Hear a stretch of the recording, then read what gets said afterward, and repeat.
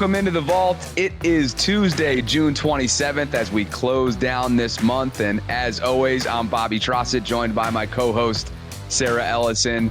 We got a lot coming up here. Again, we're not doing traditional morning vault episodes this week just because we're kind of gearing up for, well, we're experimenting a little bit, but we're also gearing up for what's going to be, in our few weeks as we get ready for the 2023 season and training camp, which is really just about a month away. If I'm not mistaken, I think things kick off 1 month from today. Again, we're taping this on the 26th in terms of what the portion is open to the media. So anyway, we have all that coming up and more. A great conversation was had today between us and the Athletics' Jeff Zrebiec. That full conversation is going to be released. It's like over 50 minutes of just really good jam-packed content. And we all know that Jeff is one of the best, if not the best, out there in the Ravens beat community. So anyway, that will be released in full on Wednesday, July 5th at 5 a.m. Eastern. But we wanted to give you a little bit of a teaser because we felt like, there were so many different episodes that we could make out of this entire one, Sarah, but we felt like his insights into the Marcus Peters Rock Ya-Sin decision that the organization had to make this offseason. And who knows if it's final? We don't know. We think Marcus, there's some buzz out there about him in Vegas, but we just felt like this was compelling enough to lead with today. Yeah, I mean, people, when they listen to it on July 5th, like you said, it's almost an hour long. So there's a lot of angles we could take, and we were like, well, what are some things we could kind of tease or whatever? And so, but yeah, I think that, if you followed me on social media, I was a proponent of bringing back Marcus Peters, especially remember on draft night when, it took until the 5th or 6th round when they got Caillou Blue Kelly. And I'm just concerned about depth. I'm concerned about it. And so, and then when we had, Ian Rappaport on, and Ian said, well, the Ravens chose they gave Marcus Peters money to Rock Ya-Sin. So that's why I wanted to ask Jeff today, what was going on behind the scenes? Why did the Ravens choose Rock Ya-Sin over Marcus Peters? Yeah, I've treaded carefully a little bit with this question because I don't want to come out like disparaging Marcus Peters in any way, shape, or form. Last year was just a struggle, Sarah, for team and him. He wasn't healthy, obviously. Didn't play particularly well. I think Marcus Peters would be the first to say it. And, I think things boiled over a little bit. The Ravens love the edge he plays with. They respect him as a person player.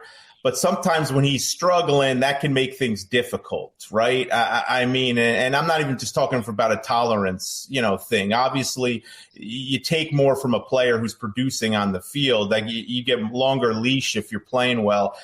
I just think at times the whole thing frustrated Marcus Peters. He wasn't playing like himself. And, that led to a couple, as I said, I don't want to say blow-ups because I think that would probably be exaggerating it. But, it was just difficult at times, for him and the team. And I went into the offseason after a while, from what I heard, thinking, both sides are probably ready for a new challenge. But that doesn't really mean that they close the door on each other. I think I wasn't ready to rule it out. I talked to people, decision makers who weren't ready to rule it out. It just wasn't a front burner issue. He wasn't kind of on the top of their list of guys they wanted to resign. I think they wanted to get a little younger at that spot, and they did that in Rock Ya-Sin. And we'll see. As you said, Vic Tafur of the one of our Vegas beat guys is saying he expects them to sign Marcus before training camp. We'll see if that happens. It certainly makes sense, but I think the Ravens were just kind of ready from a personality and from a personality standpoint and an age standpoint to kind of go in a little different direction there. But again, there's a lot of people who have an awful lot of respect for Marcus Peters in that building, which is why I've never, closed the door totally on a reunion. Yeah. So Bobby, I thought that was good from Jeff there. I like the way he's always trying to be, pinpoint accurate. And it just sounded like it was a conglomeration of three things. And I know we didn't play the full clip, but it was obviously age. So Marcus Peters is 30 now. I think he turns 31 before the season begins, or maybe right at the start of it. Then there's, the personality conflicts. And this is the part we didn't play there. It's hard to it's not like he's completely saying the Ravens were fed up with Marcus Peters, right? With his personality. We all know Marcus Peters' personality. That's part of the reasons why we love him so much is, you just think of him at the logo, of the Titans during that division playoff win. You love that. You love the way he takes on the opponents. You love his passion, all of that. But sometimes when that's directed at your own team or your own head coach, then it kind of becomes difficult to manage. And I had mentioned to Jeff that the way he describes Marcus Peters' personality reminds me a lot of Ed Reed. And I had worked there a lot of the time that Ed Reed was there. And you love Ed Reed. You love him. But he also was a personality that was like, you didn't know what you were going to get that day. And so that doesn't mean that the Ravens didn't love Ed.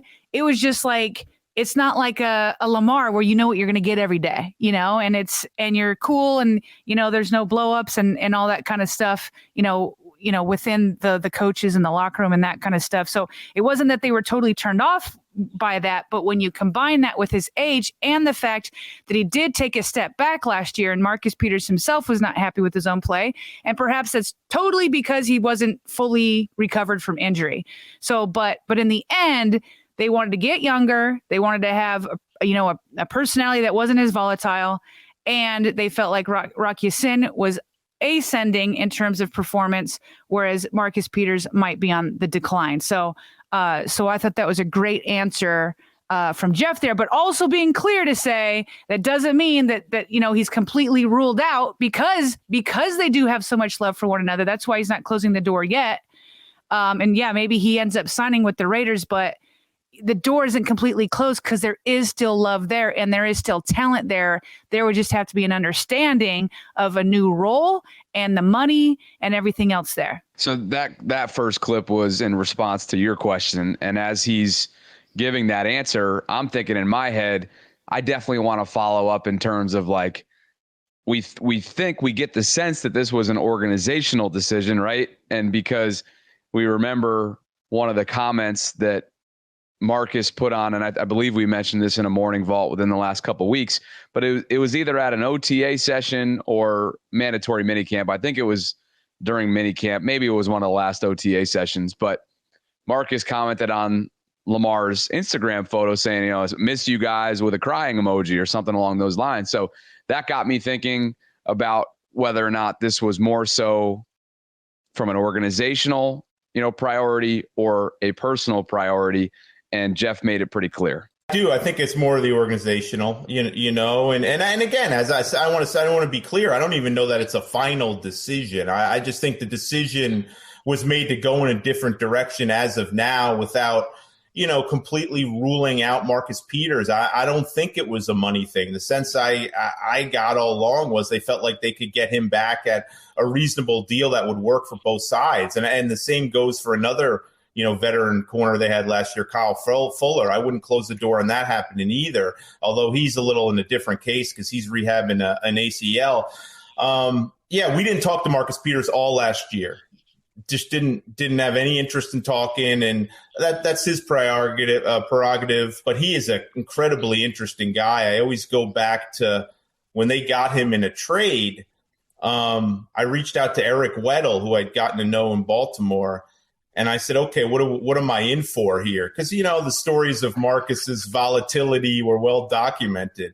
And Eric Weddle flat out said he's one of the best guys I've ever played with. And that said a lot, I thought, and it proved it. I mean, he, from a teammate standpoint, they absolutely loved him. And even when he wasn't healthy last year, seeing him coach on the sideline and ride opponents and get into refs and yell out plays, He's an impressive guy. I mean, he's a mercurial guy. He's volatile. You don't know what you're going to get some days from him, and that's, on the field too with his play. So, I don't necessarily, I want to be clear. I don't want to make like things went totally bad last year. I just think he was a guy who couldn't really play like he's used to playing because of, he wasn't 100% healthy. He was working back from a major injury, and then he got more banged up during the course of the season. So I don't think there's burned bridges there one iota. I just think they made the decision to kind of go a little, go in a younger, go for a little new, go for a different guy. And I also think, guys, I mean, if he comes back now, I don't necessarily know he's 100% snap guy, right? You're going to want to play Kyle Hamilton in the nickel at times in slot. And you paid Rock Ya-Sin, and obviously still have Marlon Humphrey there. And there may be times you want to get younger guys like, Armour Davis and Pepe Williams and Trevon Mullen and Blue Kelly. You may want to get them looks. So would that sit well with Marcus Peters if he's not 100% snap guy? Would he be useful in that role? I think that's another one of the questions that they've probably discussed at length. But I did see that post from him, and just a guy who fit really well in Baltimore. Completely changed the defense when they got him, when they traded him. Never forget that Seattle game when he took one of the house, 4 or 5 days after he was acquired. I was on the field when him and Jalen Ramsey got into it, and I was probably 5 yards away when they were. Interesting guy, man. I really respected him, and there's an edge there, but he's a very interesting guy, that's for sure. Marcus, while he agreed to do that piece with the Ringer last year, which we talked about with Jeff, essentially that, confronted his football immortality and those dark months when he was down with the torn ACL, an extended time for really the first time in his career. While all of that was there, he's too prideful of a guy to not feel like he still has more left in the tank. And you know what?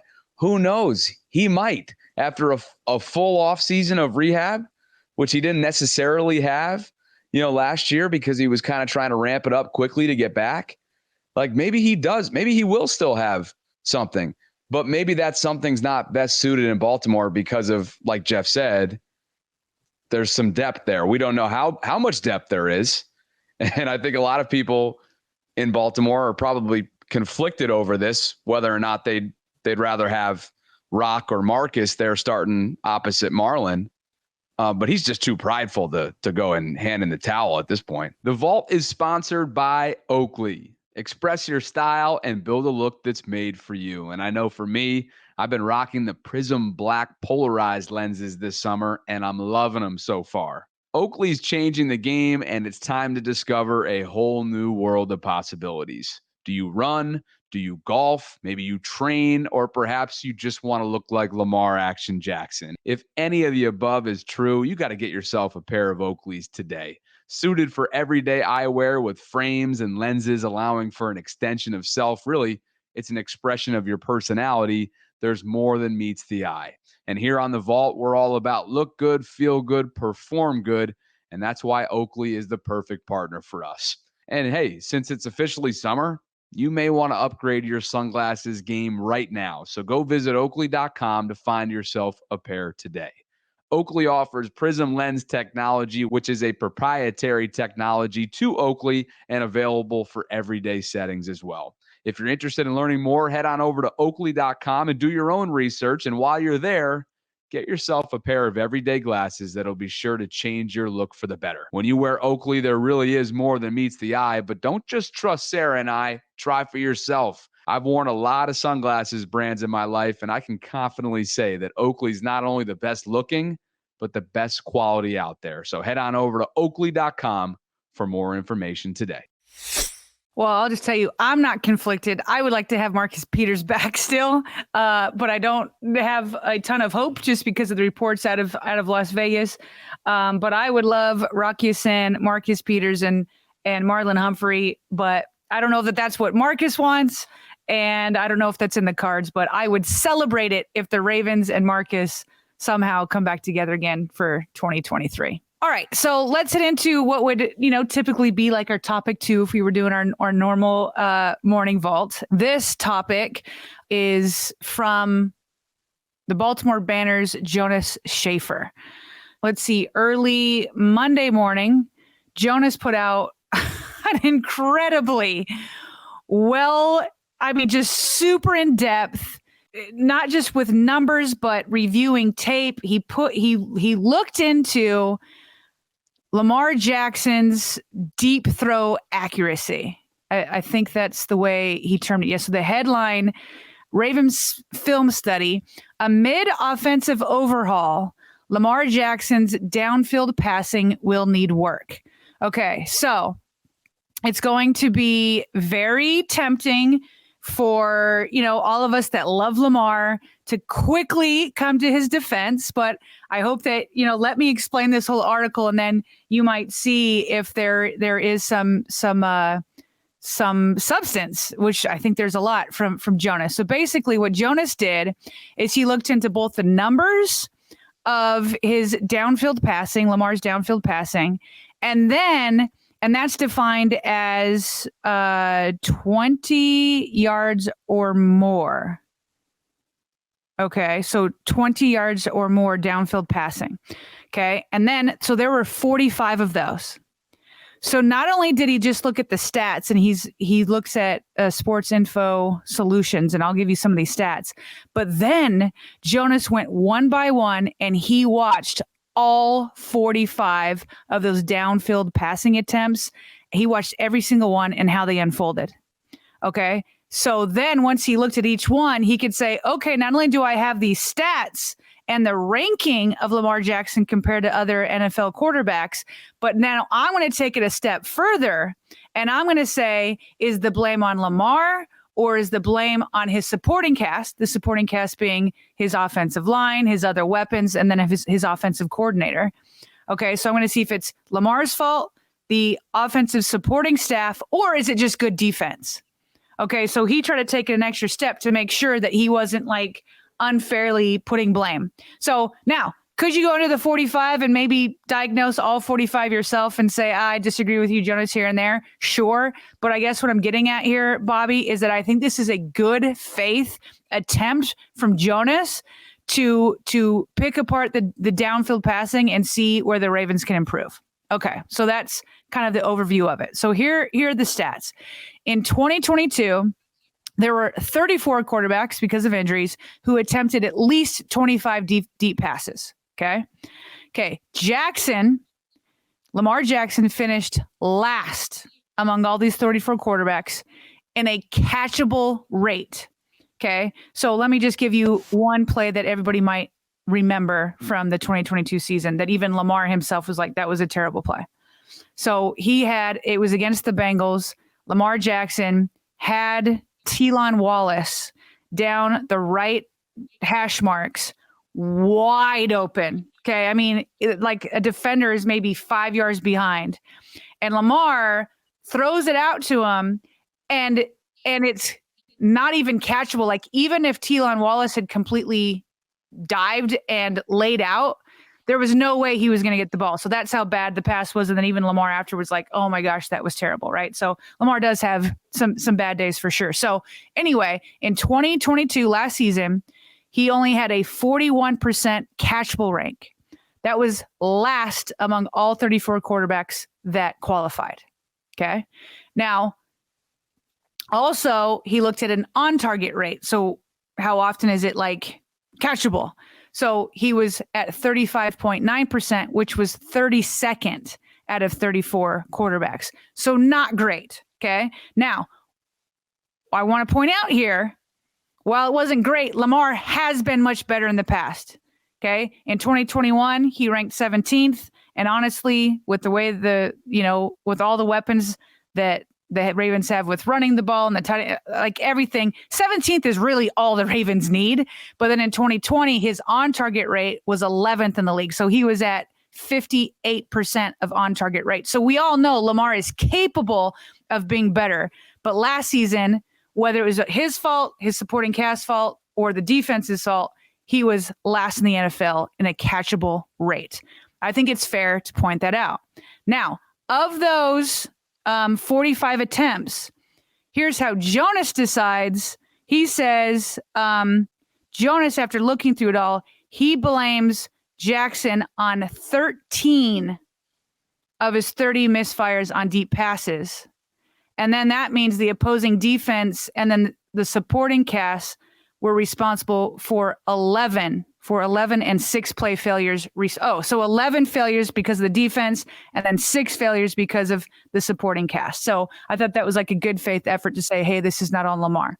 So the takeaway is, as the Ravens bringing in Todd Monken, trying to improve the supporting cast with Todd Monken. They're trying to improve the supporting cast with new wide receivers. Obviously got OBJ, hopefully Rashad Bateman's healthy, Zay Flowers, Nelson Aguilar, and then you've got Devin Duvernay and others coming back. Okay. Then offensive line, I guess what the Ravens are saying, we felt like the offensive line was pretty good, right? So didn't make big changes. We don't know who the left guard is. So the Ravens are doing what they think they can to help with the supporting cast. That leaves on Lamar to say, hey, I got to get better too, because I know I can be. I've done it better in 2020 and 2021, so I know I can be better. Bobby, Lamar has such a strong arm. It's a flick of the wrist, and he can launch a ball. So to me, this is about, when it is on him, it's about getting back his touch. Let's get our touch back on these deep passes so that when it is time that we go and throw one, that we can be much more successful to the point that I'm no longer last in catchable rate. I mean, I'll tell you what, Jonas that was about as thorough as it gets right there. So again, you can find that piece on the Baltimore banner. You can find it on Jonas Schaefer's Twitter account at Jonas_Schaefer, but his top takeaway is our top takeaway, right? Like, there were a good portion of open throws missed last year. So I think from a deep ball game accuracy wise, and red zone efficiency or lack thereof last year, those two areas have to be at the top of Lamar's priority list for 2023. Obviously, on a different set of priority list is understanding and being able to run and orchestrate within Todd Monken's new offense that he has not yet run at the pro level, right? He ran a similar style offense with Bobby Petrino in college. But that's obviously at the top of Mount Everest. But right below it, I feel like those are the two areas that I'd like to see, him hone in on. Yeah, I mean, we talked about red zone offense in the last episode. And that one's top of my list. And honestly, I don't even know, like, deep passing, just so many things have to go right. So many things, which is why I'm glad that Jonas tried to break it down to see, wait, was this the defense? Was this supporting cast, or was it Lamar? And so for a deep pass to actually connect, everybody has to be on the same page. And then obviously that includes Lamar. Like, he's just got to get a better touch on those and make sure he's put in the right place when it's on, when his offensive line holds up, and when his receivers are in the right place, and when Todd Monken, gives a great scheme for him and a great play for him. So it takes it takes a village, it takes a team. I mean, football is the ultimate team sport, but we can't exclude Lamar from getting better too. Yeah. Let's not forget too that their best deep ball connection converted last year was Deshaun Jackson on the receiving end. And that's all due respect to one of the greats, right, in the past. But that in the past is the past. Like, he shouldn't have been in Baltimore last year. They needed him. That shows you how desperate they were. So some of that has to your point, being that there were a lot of missed open throws, some of that has to, there's a wide range of factors that may have led to them. Perhaps one of those could have been in the personnel department. But, the big takeaway here, we're not absolving, Lamar of this blame-wise. And he'd be the first to understand that. And I'm sure that's been a major emphasis this offseason, both in the film room and understanding, what's next with Todd Monken. So speaking of what's next, Orlando Brown Jr., former Raven, talked a little bit about what he thinks is next in Baltimore. I have a sense, Sarah, that he literally sat in at the Bristol headquarters for ESPN on Monday and did a whole day of segments on their wide variety of programming. I get the sense that he's probably getting himself ready, not anytime soon, but I wouldn't be surprised if he ends up having a TV career post-football.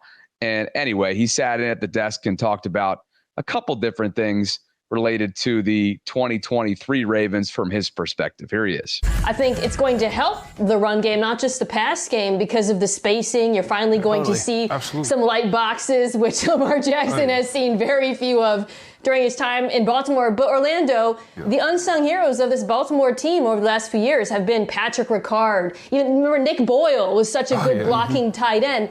That's a big part of the reason why this rushing attack has been so dominant. So in your mind, do you think, the run game will benefit from all the space, or do you think you need to see kind of a mix of different personnel groupings to maximize the sort of the potential of what the Ravens do on the ground? Yeah, I mean, I think it's clear. They're going to be in a lot of 11 personnel, one tight end, one back stuff, and they're going to spread guys out. They're going to create nickel fronts, four-man fronts and light boxes, and they're going to force people to play a college-style offense with the space and things that Lamar's going to be able to do with his feet, with the talent that they have at the receiver position, with J.K. Dobbins and everything they'll be able to do, man. They've got an awesome left tackle and my guy, Ronnie Stanley. I think sky's the limit for what their offense can be, man. I'll be interested to see how they put it together, how everything will work. But I do feel as though it'll be positive in the run game, just with the way that things will be spread out. Real quick, one last quick question. Yeah. As a passer, what do we not know about Lamar that you do? Like, what about him as a passer is better than we have an appreciation for?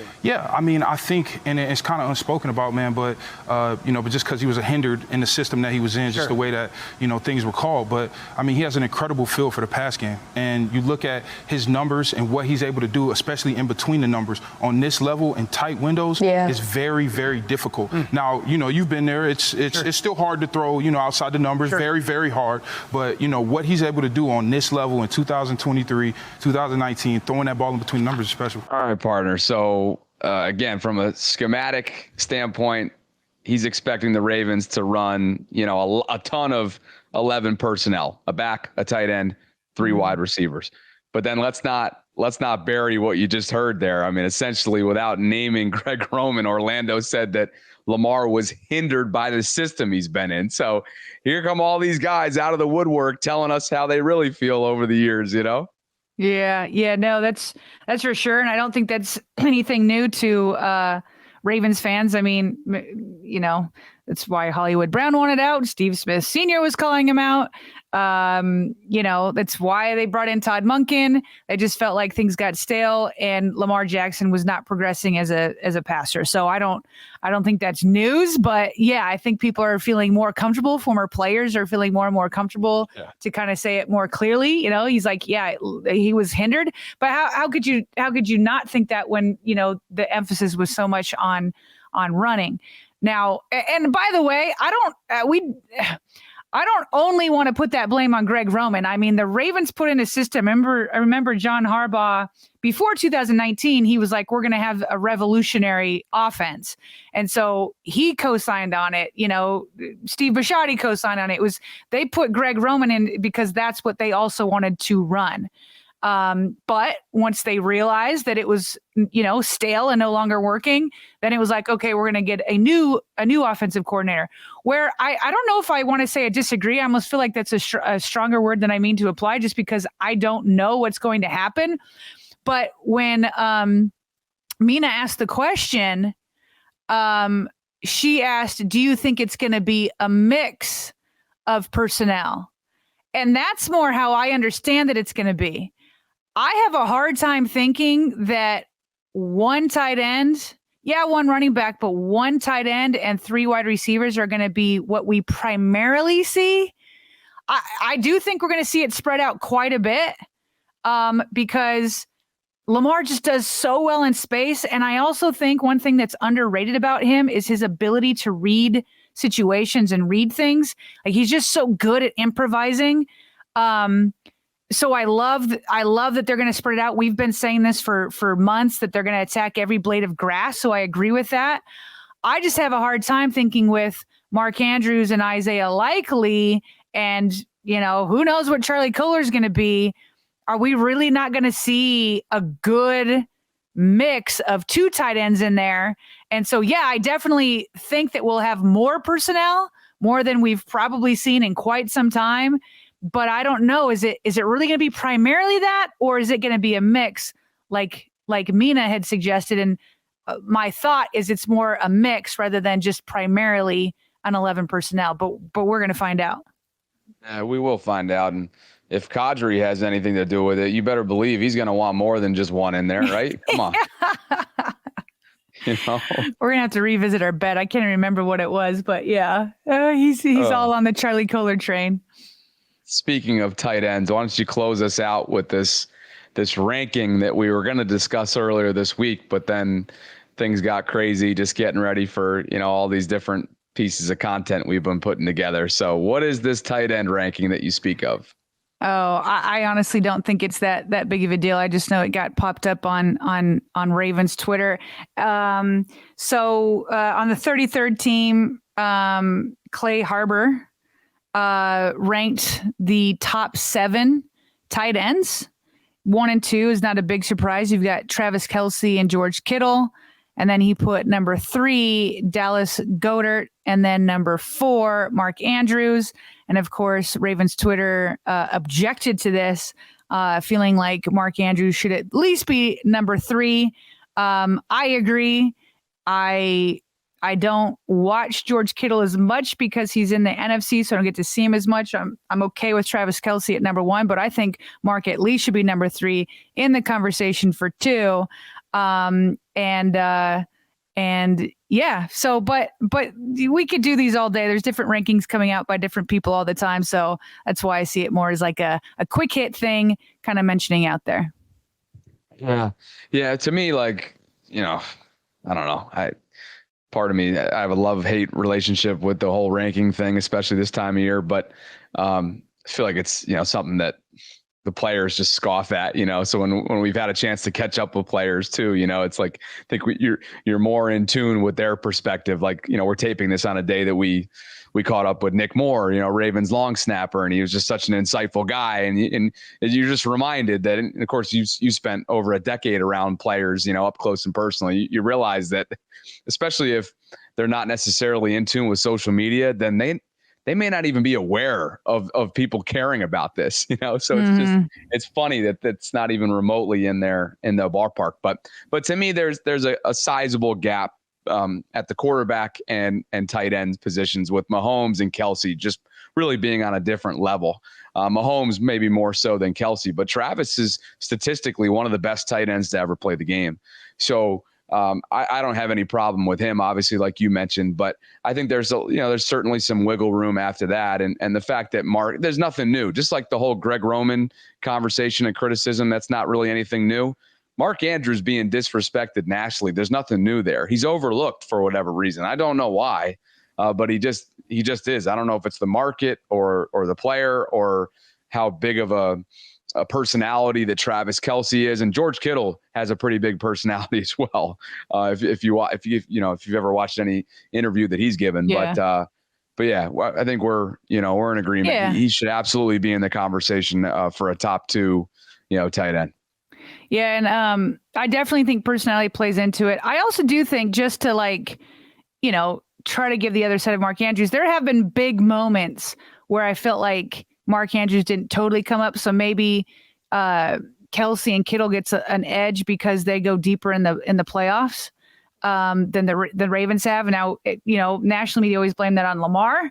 But we all know that's not the case. It's not, everybody's got to play their best once they hit the playoffs. But just one other thing, for those that don't know who Clay Harbor is, who put this list together, two fun facts, then you can decide, how much stock you want to put into it. Clay was a former tight end for the Philadelphia Eagles.